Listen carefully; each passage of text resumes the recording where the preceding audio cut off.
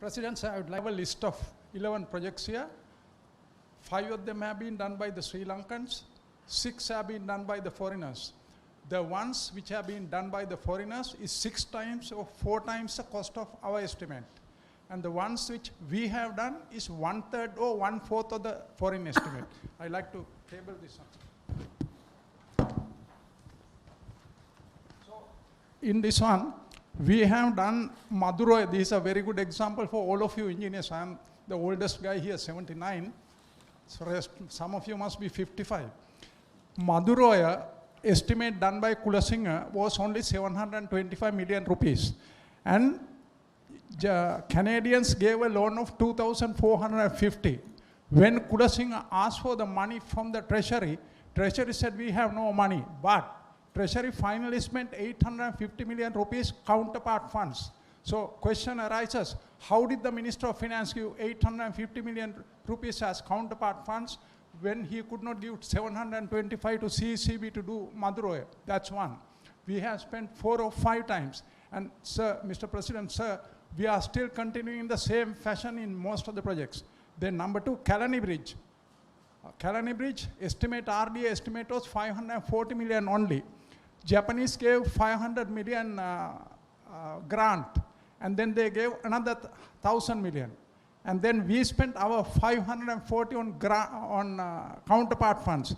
We spent 2,040 million rupees for that bridge. We could have done 4 bridges across Kalani. Now these are the decisions made by engineers as well as politicians and the administrators and the planners. I am 79, I have worked 53 years, I have worked with all these people, so all these people are to be blamed on this one. And Mr. President, listening to your speeches in the last 3-4 months, I find you have some kind of thing to change this one. Now, you are talking about motivation. When we had the 1957 floods, 1,500 tanks failed in this country, including 34 big tanks. That time, Bandaranaike was the Prime Minister. He wanted to bring British consultants and contractors.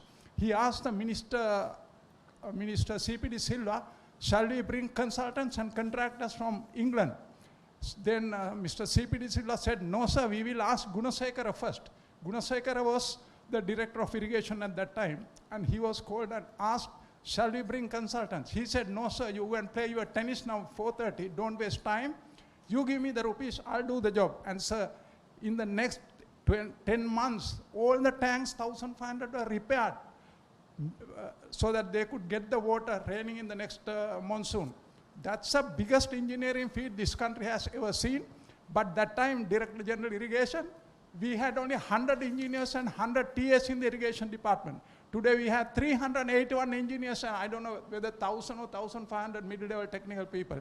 This is the kind of thing we have produced. We produce about 1,500 engineers a year from all the universities. But they have got their 9 A-levels, 9 O-levels and 4 A-levels and all, but first class BSc engineering and all that. But can they work? Can they apply the principles that they have studied for human well-being to develop natural resources? No. Most of them can't. As somebody said, we should stop teaching engineering. Then sir, Minibe RB Canal, 600 million was our estimate, and the Italians got the contract for 1,200. Then Minipe Nagadeepa irrigation. So this is about me. Tamangana kinaka parabahayata karanayak e unata me kiyanna ona. Minipe Nagadeepa 455 million was the estimate of the Japanese consultants. SDNCC estimate was 155. I was the chairman of the SDNCC. When this went to the cabinet tender board, I think probably Dr. Jayasundar was there, they asked a question, can you do it at 155 while the Japanese have a 455 estimate? Then the man who was in the technical evaluation committee, my friend, he said, no, you give it to ADS. And they gave it to us, and we completed that at 136 million instead of 455. This is the quality of the work, and this is the capability of the Sri Lankans. Everybody can't be Director of Irrigation or Secretary Irrigation and so on, but they can lead other people to do a lot of work, lot of good work. Then Kudagal, another one. Our estimate was 90 million irrigation department. Japanese were referring to 250. We completed this job we had 60 million in 3 months. These are 225 feet long anicut across Maniganga, 10 kilometers long canal, 45 structures, concrete structures, and you will wonder how we completed in 3 months. But we did complete that in 3 months. Then Viharagala, of course, 1,800 million, we spent 2,000 million and completed in 3 years. Then Kalutara Bridge, now railway, GMR was talking about bridges. All these bridges were done by the Sri Lankans in the ancient days. Now this one, estimate was 110. Skanska, who came to do Kotmale, they were hanging around in this country. Once they go to a country, they don't leave. They asked for this job from the government, and they gave the job, and it cost us 245 million. We could have done 3 bridges across Kaluganga with that money. And we are producing engineers, spending a lot of money on free education, paying them salaries every month, every year for 20 years, 30, 40 years, but you are not getting work out of most of them now. We produce 1,500 engineers a year now. Those days, when we came, it was about 60 or 70. Another one for bridges, Tanamalvila Udawalway Bridge. Now, so this one estimate given by the RDA at that time was 23 million. 23 million. But the irrigation department did it for 6.1 million. The cost of construction. RDA can't have one estimate, water board can't have another estimate, CEB has another estimate, and the irrigation department has another. No, it can't happen.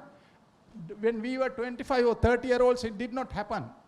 At the institution, they discussed all this, and those things were put in place properly to develop local resources for human well-being. Good